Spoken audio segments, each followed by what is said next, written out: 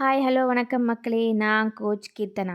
தம்ப்லைன படிச்சு பார்த்து நெறைய பேர் கொல கான்ல தான் வீடியோவ கிளிக் பண்ணி உள்ள வந்திருப்பீங்க. நான் இப்பயுமே சொல்றேன். விஜய் அவர்கள் 2026ல தமிழ்நாட்ல நடக்கப் போற சட்டமன்ற தேர்தல்ல எதிர்க்கட்சிய விட வரலாறு காணாத வெற்றிய தமிழக வெற்றிக் கழகம் அடையும்னு தான் பார்த்தேன். ஆனா, இப்போ இந்த மதுரை மாநாடு ஸ்பீச்ச கேட்டு, அவர் தமிழ்நாட்ட மட்டும் இல்ல, இந்தியாவையே ஆளக்கூடிய கெப்பாசிட்டி அவருக்கு இருக்கு. அந்த அளவுக்கு அவர்கிட்ட பொட்டன்ஷியல் இருக்கு அண்ட் போல்ட்னஸும் இருக்கு அப்படின்றத புரிய வச்சிருக்காரு. இது யாரெல்லாம் ஒத்துக்கிறீங்களோ அவங்க இந்த சிம்பிள கமெண்ட் பாக்ஸ்ல போடுங்க. இந்த மதுரை மாநாட்ல அவர் பல அனல் பறக்கிற டாபிக்கை எல்லாம் டச் பண்ணி சும்மா சூட்ட கிளப்பி விட்டுட்டாரு. ஆல்ரெடி மதுரையே சூடான ஏரியா தான். இதில் விஜய் அவர்களோட ஸ்பீச்சும் சேர்ந்துடுச்சு. இப்போது நான் உங்களை ஒரு கொஷின் கேட்குறேன். இப்போது இந்த அரசியல்வாதிகள் எல்லாம் எதுக்காக வடிவமைச்சாங்க சொல்லுங்கள். ஏன்னா மக்கள் நல்லா இருக்கணும், அவங்களுக்கு தேவையான அதுவும் அத்தியாவசியமாக இருக்க வாழ்வாதார மற்றும் உரிமை கிடைக்கணும்னு தான். அது நம்ம விஜய் அவர்கள் வழிகாட்ட போகிற அரசியலில் கண்டிப்பாக இருக்கும். எனக்கு அவரை பிடிக்கும் அப்படின்றதுக்காக மட்டும் சொல்லலை, மாநாட்டுக்கு தேவையான முன்னேற்பாடுகள்லேயே தெரியுது. ஏன்னா வரக்கூடிய மக்களுக்கு 10 லட்சம் தண்ணீர் பாட்டில், ஸ்நாக்ஸ் அண்டு வாட்டர் டேங்க்கில் தண்ணி தீர்ந்து போனால் தண்ணி வண்டியை வச்சு ஃபில் பண்ண எல்லாம் அங்கே வழி இல்லை. அதுக்காக வாட்டர் பைப்ஸை மண்ணுக்கு கீழே செட் பண்ணி தண்ணி காலியானால் மோட்டர் மட்டும் போட்டால் போதும்.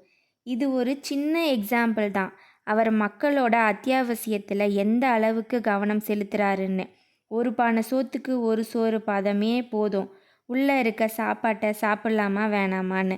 அதே மாதிரி இந்த அளவுக்கு ஜனங்களை கொண்ட 1000 ஏக்கர் கொண்ட நிலத்தில் நடந்த மாநாட்டை மக்கள் கூட்டம் அலைமோத நடத்தி முடிக்கிறது அப்படின்றது, இன்னும் சொல்லப்போனால் வெற்றிகரமாக நடத்தி முடிச்சிருக்காங்க. அதில் ரொம்ப நல்ல சுவாரஸ்யமான விஷயங்கள் எல்லாம் நடந்திருக்கு. வாங்க ஒன்று ஒன்றா பார்க்கலாம். மதுரை மாவட்டமே ஒரு டூரிஸ்ட் பிளேஸ் மாதிரி மாறிடுச்சு. மாநாட்டுக்கு 2 நாளைக்கு முன்னாடியே வண்டிங்க போகிறதும் வரதுமாவே இருந்திருக்கு. அந்த மாநாடு நடக்காமல் இருக்க பல சதிகள் நடந்தாலும், அதாவது ரோட்டில் எல்லாம் குழியை நோண்டி விடுறது, முதல்ல வீக்கெண்டில் வச்சுக்கோங்கன்னு சொல்கிறது, அப்புறம் வீக் டேஸில் மாநாட்டை நடத்துங்க, இல்லைன்னா பெர்மிஷனை தர முடியாது அப்படின்னு சொல்லி மாநாடு தேதியை மாற்றி அறிவித்தது. அதோட மாநாட்டுக்கு முந்தின நாளே வந்த மக்களுக்கு ஹோட்டலில் ரூம் கூட கிடைக்காத மாதிரியான வேலைகள் எல்லாம் நடந்திருக்கு. இப்போது நீங்கள் ஹோட்டலுக்கு போனீங்கன்னா என்ன கேள்வி கேட்பாங்க? எத்தனை பேர், எவ்வளோ நாள் இருப்பீங்க அப்படின்னு தானே. ஆனால் என்ன பர்பஸ்ன்னு எல்லாம் கேட்டாங்களாம். அண்ட் மாநாட்டுக்காக வந்தோன்னு சொன்னால் ரூம் எல்லாம் இல்லை அப்படின்னு சொன்னாங்களாம். மாநாடு முதல்ல 7:30 மணி வரைக்கும் நடத்தலாம் அப்படின்னு பர்மிஷன் கொடுத்தாங்க. அப்புறம் 7 மணிக்கு மாற்றிட்டாங்க. அப்புறம் 7 மணிக்கெல்லாம் முடிச்சிடணும் அப்படின்னு சொல்லிட்டாங்க. இந்த மாதிரி பல தடைகள், சங்கடங்கள் நமக்கு தெரிஞ்சது இதுதான். ஆனால் தெரியாமல் எவ்வளோ இருக்கோ. ஆனாலும் 5:30 மணிக்கே மாநாட்டை சக்ஸஸ்ஃபுல்லாக நடத்தி முடிச்சிட்டாங்க. பல அரசியல்வாதிங்க சொன்னாங்க, முதல் மாநாடு சென்னைக்கு பக்கத்தில் நடந்ததால் கூட்டம் சேர்ந்துருச்சு, அப்புறம் அடுத்த மாநாட்டுக்கெல்லாம் கூட்டம் சேராதுன்னு சொன்னவங்க முன்னாடி ஆயிரக்கணக்கில் இல்லைங்க, லட்சக்கணக்கில் மக்கள் திரண்டு வந்து அதில் பெண்கள் கூட்டமும் நல்லாவே இருந்தது. குழந்தைங்கள கூட்டிகிட்டு வராதீங்கன்னு முதல் மாநாட்டிலையும் சொன்னார், மதுரை மாநாட்டிலையும் சொன்னார். இருந்தாலும் அந்த மாதிரி வந்த மக்களை வெளியிலேயே பிரித்து அவங்களுக்கு பாதுகாப்பான ஒரு சூழலை ஏற்படுத்தி கொடுத்துருக்காங்க. நம்ம இளைஞர்கள் எல்லாம் பொதுவாக பேனர் வைப்பாங்க. ஒரு இளைஞர் சொல்கிறாரு, நாங்கள் 15 நாளுக்கு முன்னாடியே பேனர் எல்லாம் வச்சுட்டோம், அதுவும் போலீஸ்க்கு லஞ்சம் கொடுத்தோன்னு வேற சொன்னார். ஆனாலும் நேற்று பேனரை எல்லாம் எடுங்க அப்படின்னு போலீஸ் கெடுபிடி நடந்தது. அதுக்கு அந்த இளைஞர், திமுக பயந்துடுச்சு, நாங்கள் தான், அதாவது விஜய் தான் வருவார் நெக்ஸ்ட் சிஎம்னு பேட்டி கொடுத்துருக்காரு. இதில் பொருளையெல்லாம் கிளப்பி விடுறாங்களாம். வெளியில் சிகரெட் விற்கிறாங்க, சண்டை போடுறாங்க டிவிகே தொண்டர்களே, ஆக்சிடெண்ட் நடந்துருச்சு அப்படின்னு பொருளை கிளப்பி விடுறது. ஆம்புலன்ஸ் வசதி ஏற்படுத்தியிருந்தாங்க. அப்புறம் ட்ரோன் மூலியமாகவே ஃபஸ்ட் எய்ட் பாக்ஸை கொண்டு போய் சேர்க்கறது, நிறைய நர்சஸை வர வச்சுருந்தாங்க. இந்த மாதிரி பல விஷயங்களை நுணுக்கமாக கவனித்து நல்லா பண்ணியிருந்தாங்க.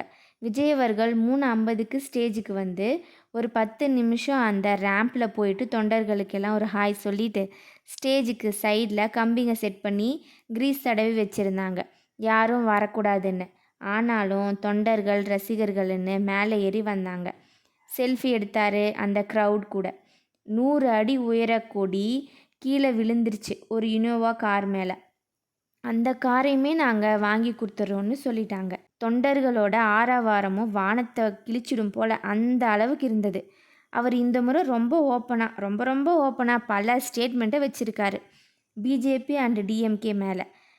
எனக்கு எம்ஜிஆர் கூட பழகக்கூடிய வாய்ப்பு எனக்கு கிடைக்கல, ஆனாலும் அவரை போலவே கொள்கை கொண்ட என் அண்ணன் விஜயகாந்த் கூட பழகக்கூடிய வாய்ப்பு எனக்கு கிடைச்சது. அவரோட மண் இது, அவரை போலவே நீங்களும் ரொம்ப பாசக்காரங்க தான் அப்படின்னு விஜயகாந்த் அவர்களை பற்றியும் பேசியிருந்தார். பல உண்மையில்லாத புரளிகளுக்கு புல் ஸ்டாப் வச்சுட்டாரு. நேரடியாக டிவிக்கு ஆன உங்களால் ஈடு கொடுக்க முடியாதுன்னு பல அரசியல்வாதிகள் சொன்னதால் பாரதிய ஜனதா கட்சி தான் டிவிகேவோட கொள்கை எதிரி, டிஎம்கே தான் ஒரே அரசியல் எதிரி, இது பாய்சன் திமுக, ஸ்டாலினை அங்கிள்னு ஒரு கலாய்ச்சிட்டாரு. இந்த மாநாடு ரொம்பவே என்ஜாய்மெண்ட்டாக இருந்தது. தளபதி ஒரு ஏரியாவை விடலை, ஆல் ஏரியாலேயும் ஐயா தான் கிங்கு அப்படின்னு கில்லியில் ஒரு டைலாக் சொல்லுவார். அந்த மாதிரி சென்ட்ரல் ஸ்டேட்டு அப்படின்னு விஜய் அவர்களோட பேச்சு பல அரசியல்வாதிகளை ஆட்டங்கான வச்சிடுச்சுன்னு தான் சொல்லணும். ஏன்னா கேள்விகள் அப்படி இருந்தது, மக்களுக்கு புரியவும் வச்சார். டிஎம்கே அண்டு பிஜேபியோட மறைமுக கூட்டணியை அப்புறம் ஏடிஎம்கேவையும் விட்டு வைக்கல, அவங்களையும் ஒரு கை பார்த்துட்டாரு. ஆனால் அவரோட நேரடி அரசியல் எதிரி டிஎம்கே மட்டும்தான். தமிழ்நாட்டை குடும்ப அரசியல்லேருந்து வெளிக்கொண்டு வரணும். அப்புறம் உங்களுக்கு கூட்டெல்லாம் வரும், ஆனால் அது எப்படி ஓட்டாக மாறும் அப்படின்னு ஒரு டாக் போயிட்டு இருந்ததாக சொன்னார். அதுக்கு ஒரு பதிலடி கொடுத்தாரு அங்கே கூடியிருந்த தொண்டர்கள் வாயாலேயே. அப்புறம் தமிழக வெற்றி கழகத்தோட திட்டத்தை பற்றியும் சொன்னார். அதில் சின்ன குழந்தைங்கள்ல இருந்து வயசான பெண்கள் வரைக்கும் அவர்களுக்கு கிடைக்க வேண்டிய பாதுகாப்பு தான் ஃபஸ்ட்டாக சொன்னார். யங்ஸ்டர், ஃபார்மர்ஸ், நெசவாளர்கள், உழைப்பாளர்கள், மீனவர்கள், மாற்றுத்திறனாளி, 3ஆம் பாலினத்தவர்கள் அப்படின்னு எல்லாருக்குமான கவர்மெண்ட்டை தான் அமைக்க போகிறோம். நரேந்திர மோடி கிட்டையும் மீனவர்கள் தாக்கப்பட்டு கொல்லப்பட காரணமாக இருக்க கச்சத்தீவை இலங்கை கிட்ட இருந்து தமிழ்நாட்டுக்கு கொண்டு வந்து சேர்த்துடுங்க. அண்ட் நீட் எக்ஸாம் பற்றியும், அதனால் எக்ஸாம் சிஸ்டத்தில் நடக்கிற ஸ்கேம் பற்றியும் சொல்லியிருக்காரு. சட்டமன்ற தேர்தலில் டிவிகே சார்பான வேட்பாளரை அறிவிக்கிறேன்னு சொன்னவர் எல்லா தொகுதிக்கும் அவரோட பேரையே சொன்னார். அப்புறம்தான் மற்ற வேட்பாளரும் நானும் வேற இல்லை அப்படின்னு ரொம்பவே எமோஷ்னலாகவும் ரொம்ப டச்சிங்காகவும் இருந்தது அவரோட ஸ்பீச்சு. ஆனால் ஒன்று சொல்கிற மக்களே, விஜய் அவர்கள் ஆட்சிக்கு வந்தால் காமராஜர் ஐயா, எம்ஜிஆர் ஐயா வந்த காலகட்டத்தில் நடந்த ஆட்சியை நம்மளால் பார்க்க முடியல. ஆனால் இவர் வந்தால் அந்த பொன்னான காலத்தை பார்க்கலாம். விஜயகாந்த் அவர்களை தான் அந்த ஸ்டேஜில் பார்க்க முடியல அப்படின்றது தான் ஒரு பெரிய வருத்தம்.